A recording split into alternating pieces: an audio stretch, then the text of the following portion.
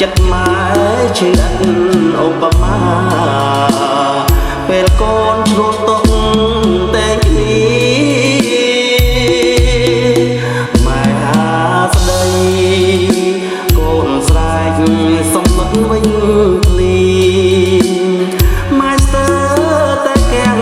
បេះដូងព្រោះកូននៅស្នាប់ម៉ែ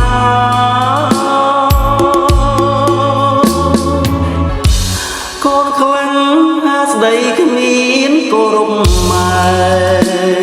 បើសិនមិនសងគុណទេម៉ែសូមកុំធ្វើបាប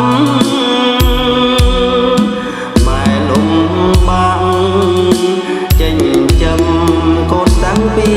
តូចកូនធំបែជាខលខូចមិនរួចពីកម្មទេ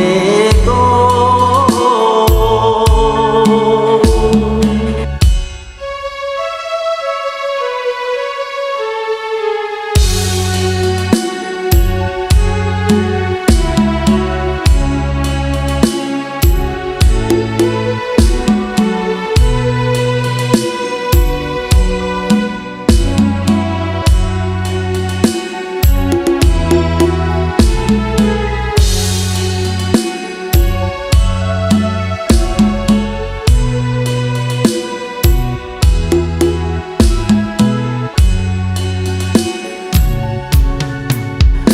ភ្នែកហូ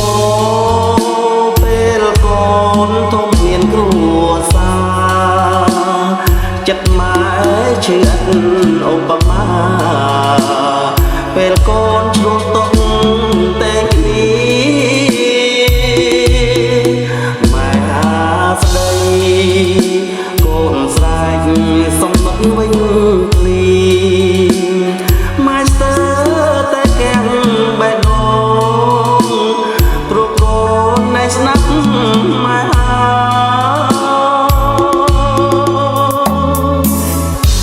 កូនខ្លាំងហាស្ដីគ្មានគោរពម៉ែបើសិនមិនសងគុណទេ